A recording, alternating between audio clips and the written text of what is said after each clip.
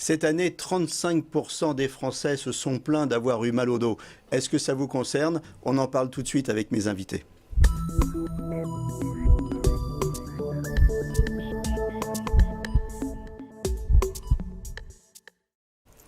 David Corassani, vous êtes médecin, vous êtes ostéopathe aussi. Alors, quand on dit j'ai mal au dos, en fait, ça peut être plein de choses. Ça peut être une lombalgie, ça peut être une hernie discale, ça peut être une sciatique, ça peut être une scoliose. Quand les gens disent j'ai mal au dos, c'est quoi? Donc bonjour, la plupart des personnes qui ont mal au dos, donc c'est souvent ça concerne tout ce qui est mal au dos lombalgique, mais mal au dos peut toucher au niveau cervical. Donc si c'est au niveau cervical seul, donc avec les muscles paravertébraux qui sont tendus, on parle de cervicalgie. S'il y a une hernie discale, on parle qui peut comprimer un nerf, donc on parle d'une névralgie cervico-brachiale sur une hernie discale. Et ceci peut entraîner des paresthésies, c'est-à-dire des fourmis dans les mains, et puis peut entraîner aussi un déficit moteur.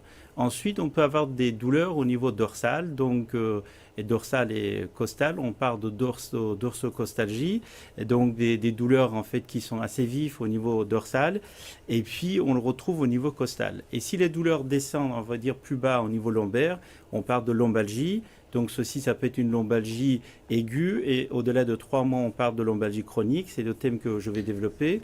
Et si une hernie discale, on parle de lombosciatique ou La lombalgie, c'est de loin la forme la plus commune. En fait, quand on dit j'ai mal au dos, on a une lombalgie. Voilà, la plupart des personnes en fait qu'on voit qui traînent dans le temps, les douleurs qui traînent, c'est surtout des lombalgies. Donc c'est les lombalgies, c'est la cause la plus fréquente qu'on voit dans les malades. Quand on dit j'ai un lumbago, ou quand on dit je me suis fait un tour de rein, c'est une lombalgie ça aussi? Voilà, tout à fait. C'est en fait c'est une pathologie qui donne en fait une raideur, une contracture importante au niveau les muscles paravertébraux qui entraîne en fait le blocage qu'on appelle lumbago. Alors, est-ce qu'il y a des causes à sa malformation? Est-ce que c'est des causes héréditaires? Est-ce que ça peut être le surpoids, la grossesse, la vieillesse?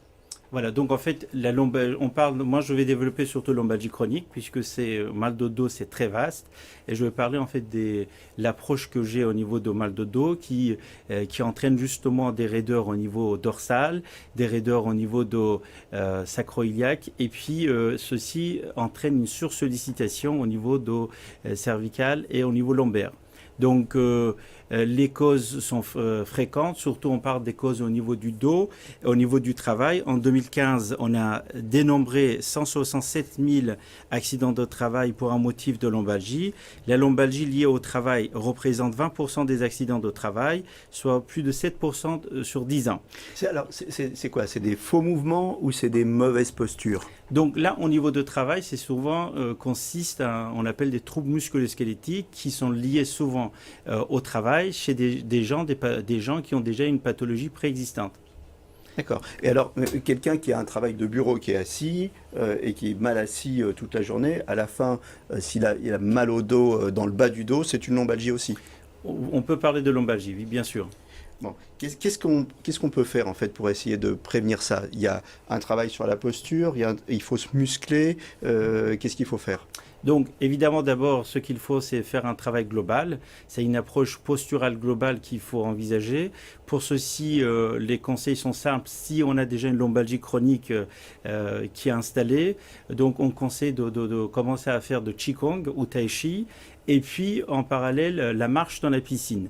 Donc en douceur et au bout de dizaines de séances, il faut augmenter la cadence au niveau de la marche dans la piscine et puis natation sur le dos de type planche, la planche. Et sinon dans la vie de tous les jours, quand on s'assied, la bonne posture, il faut bien se caler dans le tout à fait, dans le dossier, c'est ça? Je pense que quand on a vraiment une pathologie du dos, on peut changer le siège, on peut se maintenir droit, essayer de tenir droite, mais tant qu'il y a une pathologie, tout ça c'est, on va dire, on ne traite pas la cause, donc ça permet d'enlever les symptômes. Donc en fait, la première chose à faire quand on a une pathologie, c'est d'aller voir son médecin. Alors on va voir son généraliste qui va vous orienter vers un rhumatologue, vers un ostéopathe, vers qui il va vous orienter. C'est quoi le parcours type de la personne qui a une lombalgie?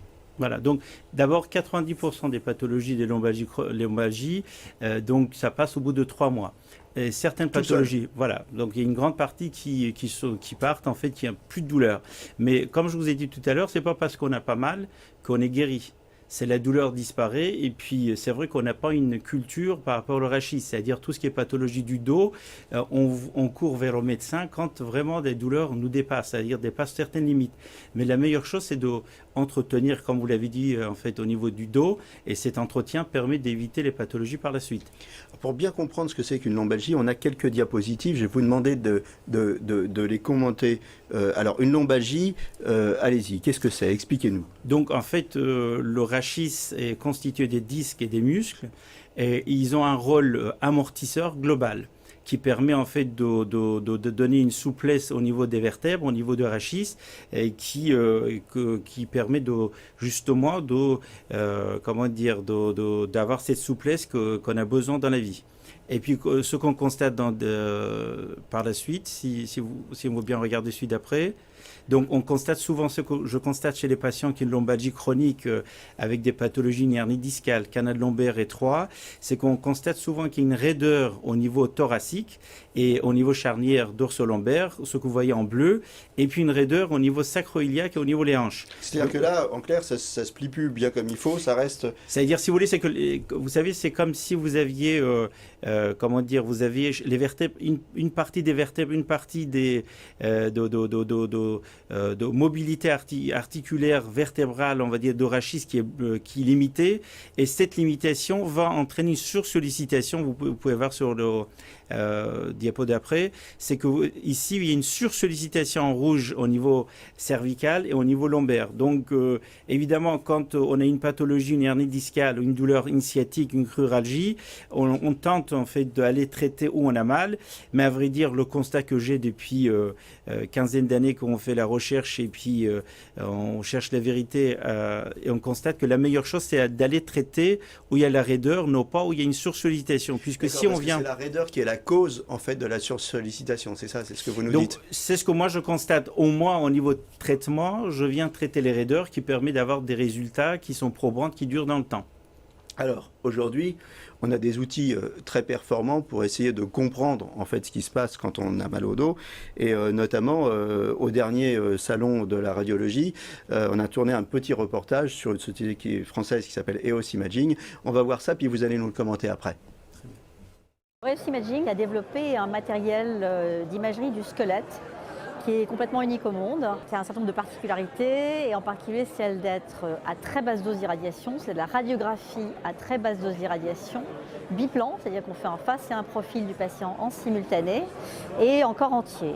Donc l'autre grande innovation dans l'appareil EOS, c'est de pouvoir utiliser ces deux images simultanées pour reconstituer en 3 dimensions l'image du squelette, ce qui n'est pas possible avec de la radiographie plane et que donc nous produisons, ce qui permet à l'orthopédiste, au rhumatologue, au radiopédiatre de comprendre le squelette dans toutes ses dimensions, dans ces 3 dimensions et de façon globale, et le tout dans une station du patient qui est en position naturelle, donc qui va représenter l'articulation comme le genou, la hanche, la colonne vertébrale dans sa position naturelle d'homme ou de femme debout. L'orthopédiste va pouvoir récupérer cette image 3D et des données digitales tridimensionnelles du squelette du patient et les mettre au travail dans des utilitaires, dans des logiciels qui lui permettent de planifier de façon tout à fait automatique une prothèse de hanche, une prothèse de genou ou une reconstruction, une chirurgie de rachis. Voilà, donc alors les avantages, peu d'irradiation. L'autre avantage, l'examen se fait en charge, c'est-à-dire debout, donc on voit bien s'il y a des compressions.